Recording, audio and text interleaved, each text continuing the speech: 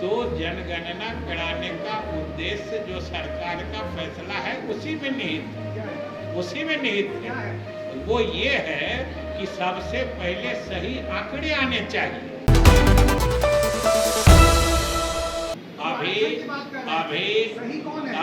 अभी सही दोनों हैं, और सही यही है कि जाति आधारित गणना हो रही है, आंकड़े आएंगे, उसके आधार पर बिहार के लिए, गरीबों के लिए काम करने में मदद मिलेगी।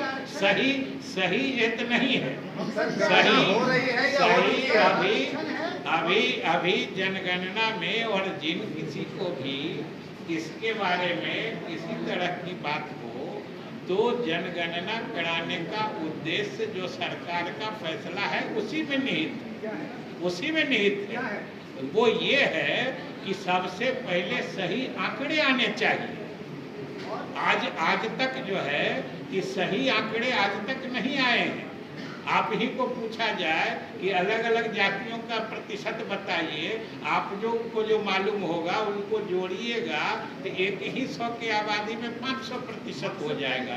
इसलिए, और उससे भी बड़ी बात है कि ये सिर्फ संख्या नहीं मालूम हो रही है, इससे हर जाति के लोगों का सामाजिक आर्थिक सर्वेक्षण भी हो रहा है। मतलब हर जात में जो गरीब लोग हैं उनकी पहचान भी हो रही है, उनकी भी संख्या निर्धारित हो रही है।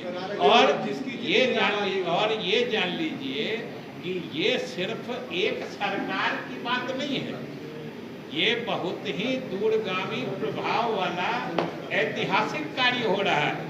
ये एक बार अगर प्रामाणिक आंकड़े आ जाते हैं तो भविष्य की सरकारों के लिए भी इनके आधार पर योजनाओं को क्रियान्वित करने में, योजना बनाने में जो सरकार करना चाह रही है ना, वो हम आपको बता रहे हैं। अब आप क्या चाह रहे हैं वो हम नहीं, उससे आप क्या चाहते हैं उससे सरकार को मतलब नहीं है। सरकार जो करना चाह रही है और सरकार का जो मकसद है वो हम बता रहे हैं। अब आपको क्या इसमें समझ में आ रहा है वो आपकी जिम्मेदारी है और वो आपकी समस्या है। नहीं, आप अभी देखिए, इसमें सीधा ये समझिए ना कि जो आंकड़े आएंगे वो सिर्फ इसी सरकार के लिए नहीं। आज तक बोलिए ना, देश में किसी प्रदेश के पास ऐसे आंकड़े हैं? नहीं है।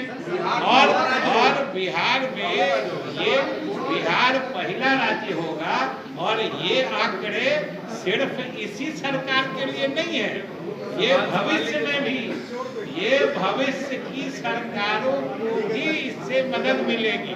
समझ गए ना? इसलिए किसी गलत फहमी में मत रहिए, और इतने पवित्र और नेक काम को किसी गलत सलत चीज से जोड़ने की कोशिश नहीं होनी चाहिए। एक सवाल है कि मुख्यमंत्री नीतीश कुमार ने पहले इलेक्शन कराने की बात पर एक बार कयास लगाया था, और अब फिर दोबारा ममता बनर्जी की तरफ से यही सवाल आ रहा है। अब देखिए, एक बात बोलिए, आप लोग में से कौन आदमी है जो इस बात को नहीं समझते हैं, जो केंद्र सरकार समय से पहले चुनाव कराती है कि नहीं कराती है, ये फैसला कौन करेगा? ये सब हमने नहीं सुना। सर, जो आप कह रहे हैं डाटा जो आएगा, बात नहीं है क्या? अब मायावती आ रही है कि जा रही है, ये हम लोग पटना वाले क्या बताएं?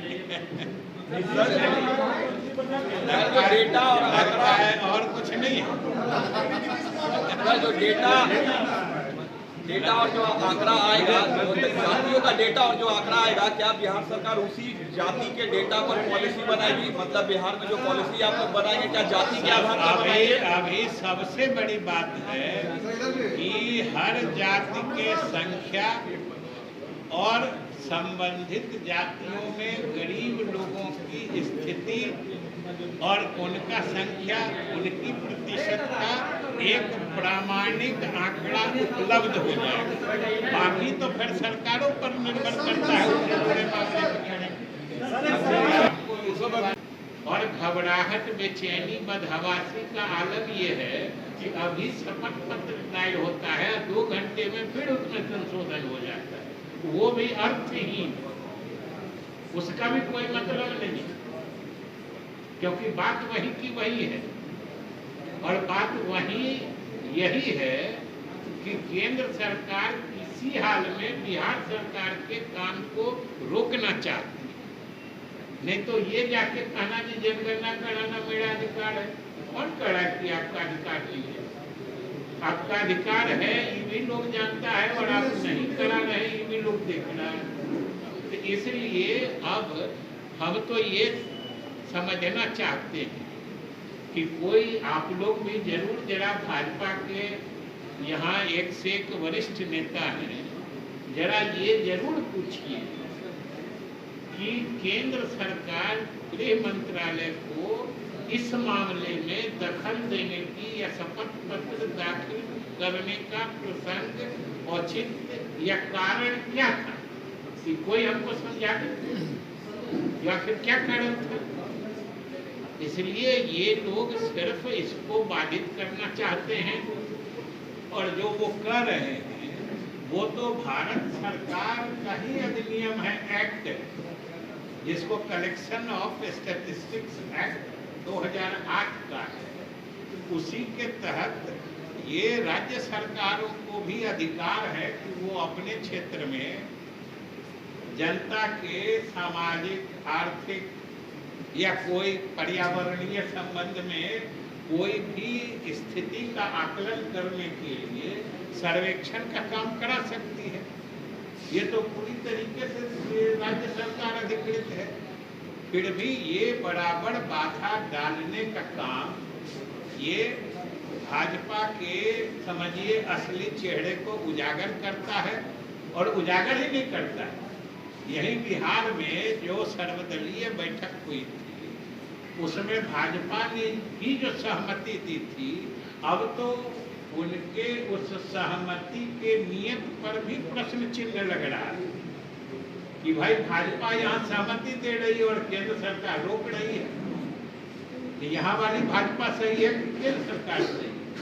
यही पूछ लीजिएगा भाजपा नेता से कि आप सही हैं कि आपके ऊपर वाले सही हैं। इसलिए ये बिहार की जनता अच्छे से देख रही है और समझ भी रही है। जिस 5वें पैरा की संशोधन की आप बात हटा दिया गया, किस पार्ट को हटा देगा? 5वें पैरे की बात कर रहे हैं जो आप 5वें पैरे को बात तो हटाई गई है 2 घंटे में, पहले पीछे का कहाँ बात है? कल ही 5 पैरा का एक शपथ पत्र भारत सरकार में उच्चतम न्यायालय में दाखिल किया, और कुछ ही घंटे के बाद 5वें पैरा को ये कहते हुए कि ये भूल से, चूक से, अब समझ लीजिए बदहवासी का आलम की भारत सरकार और गृह मंत्रालय को एफिडेविट शपथ पत्र दाखिल करने में भी भूल या चूक हो जा रही है। क्या स्थिति है? और 5वें पैरे को हटाया हुई तो उससे इफेक्चुअली जो कहते हैं उसके अंतिम मतलब असर में, प्रभाव में क्या फर्क आता है? 4थे पैरा में कहा गया है उसी एफिडेविट में कि यह अधिकार सिर्फ केंद्र सरकार को है। 5वें पैरा में कहा गया था जो केंद्र सरकार को छोड़ के कोई दूसरा आदमी नहीं करा सकता है। तो अगर 5वां हट गया, 4था तो है ही। लेकिन हास्यास्पद ये है कि ये लोग वो बात कह रहे हैं जिसको कभी किसी ने कंटेस्ट